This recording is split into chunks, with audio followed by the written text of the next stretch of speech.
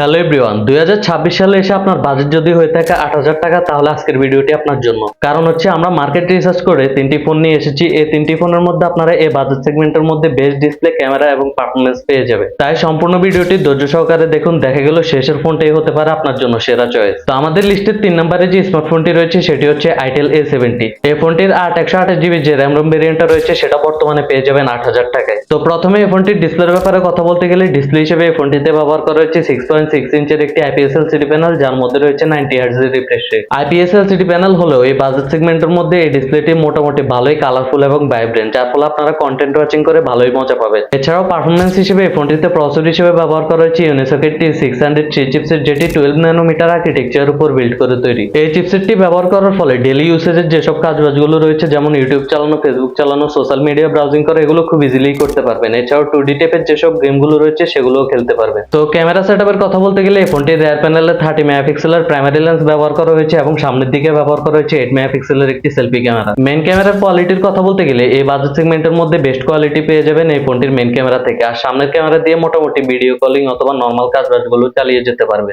তো ফাইনালি এই ফোনটির ব্যাটারি সেটআপের কথা বলতে গেলে, এই ফোনটিতে ব্যাটারি হিসেবে ব্যবহার করা হয়েছে 5000 mAh এর একটি ব্যাটারি এবং সাথে বক্সে পেয়ে যাবেন 10 ওয়াটের একটি চার্জার। 5000 mAh এর ব্যাটারি ব্যবহার করার ফলে নরমাল ইউজ করলে ইজিলি একদিন ব্যাটারি ব্যাকআপ পেয়ে যাবেন এই ফোনটি থেকে। তো আমাদের লিস্টের 2 নম্বরে যে স্মার্টফোনটি রয়েছে সেটি হচ্ছে টেকনো স্পার্ক Go 1। এই ফোনটির 4GB 64GB যে র্যাম রোম ভেরিয়েন্টটা রয়েছে সেটা বর্তমানে পেয়ে যাবেন 8500 টাকায়। তো চলুন দেখে আসি এই বাজেট সেগমেন্টের মধ্যে এই ফোনটি আমাদেরকে কি কি অফার করছে। প্রথমে এই ফোনটির ডিসপ্লের ব্যাপারে কথা বলতে গেলে, ডিসপ্লে হিসেবে এই ফোনটিতে ব্যবহার করা হয়েছে 6.67 ইঞ্চের একটি IPS LCD প্যানেল, যার মধ্যে রয়েছে 120 Hz এর রিফ্রেশ রেট। প্রথমে আমরা যে ফোনটি নিয়ে কথা বলেছি সেটার মধ্যে ব্যবহার করেছিল 90 Hz এর রিফ্রেশ রেট, তবে এটাতে রয়েছে 120 Hz এর রিফ্রেশ রেট, যার ফলে এই ফোনটি থেকে আপনারা আগেরটার থেকেও বেশি টাচ রেসপন্স পাবেন। আর এই বাজেট সেগমেন্টের মধ্যে এই ডিসপ্লেটিকে টপ নচ একটি ডিসপ্লে বলা যায়। পারফরমেন্সের কথা বলতে গেলে, প্রসেসর হিসেবে এই ফোনটিতে ব্যবহার করা হয়েছে ইউনিসকেট T615 চিপসেট, যেটি 12 ন্যানোমিটার আর্কিটেকচার উপর বিল্ড করে তৈরি। এই চিপসেটটি দিয়েও আপনারা আগেরটার মতোই ডেইলি লাইফের যেসব কাজগুলো রয়েছে সেগুলো সুন্দরভাবে করতে পারবেন, আর 2D টাইপের গেমগুলো সুন্দরভাবে খেলতে পারবেন, কোনো ধরনের সমস্যাই হবে না। আর ক্যামেরা সেটআপের কথা বলতে গেলেও আগেরটার মতোই মেইন ক্যামেরাতে আপনারা পেয়ে যাবেন 13 মেগাপিক্সেলের একটি প্রাইমারি লেন্স এবং সামনের দিকে ব্যবহার করা হয়েছে 8 মেগাপিক্সেলের একটি সেলফি ক্যামেরা। তবে এই ফোনটির ক্যামেরা প্রসেসিং আগেরটার থেকেও ভালো, যার ফলে এই ফোনটির ফটো এবং ভিডিও কোয়ালিটি আগেরটার থেকেও বেটার পাবেন। তো এবার এই ফোনটির ব্যাটারি সেটআপের কথা বলতে গেলে, এই ফোনটিতে ব্যাটারি হিসেবে ব্যবহার করা হচ্ছে 5000 mAh এর একটি ব্যাটারি এবং সাথে বক্সে পেয়ে যাবেন 15 ওয়াটের একটি চার্জার। আগেরটাতে কিন্তু 10 ওয়াটের চার্জার ব্যবহার করা হয়েছিল, আর এটাতে 15 ওয়াটের চার্জার ব্যবহার করার ফলে এটা আপনারা আরো তাড়াতাড়ি চার্জ করে নিতে পারবেন। তো আমাদের লিস্টের 1 নম্বরে যে স্মার্টফোনটি রয়েছে সেটি হচ্ছে আইটেল A80। এই ফোনটির 4GB 128GB যে র্যাম রোম ভেরিয়েন্টটা রয়েছে সেটা বর্তমানে পেয়ে যাবেন 9000 টাকায়। আইটেল A80 এর মধ্যে ডিসপ্লে হিসেবে ব্যবহার করা হয়েছে 6.7 ইঞ্চের একটি IPS LCD প্যানেল, যার মধ্যে রয়েছে 120 Hz এর রিফ্রেশ রেট। এই ডিসপ্লেটিও মোটামুটি ভালোই কালারফুল এবং ভাইব্রেন্ট, যার ফলে কন্টেন্ট ওয়াচিং করে ভালোই মজা পাবেন। প্লাস এটার মধ্যে রয়েছে 120 Hz এর রিফ্রেশ রেট, যার ফলে টাচ রেসপন্সও স্মুথ পাবে। এবং পারফরমেন্স সেকশনের কথা বলতে গেলে, প্রসেসর হিসেবে এই ফোনটিতেও ব্যবহার করা হয়েছে ইউনিসকেট T603 চিপসেট, যেটি 12 ন্যানোমিটার আর্কিটেকচার উপর বিল্ড করে তৈরি।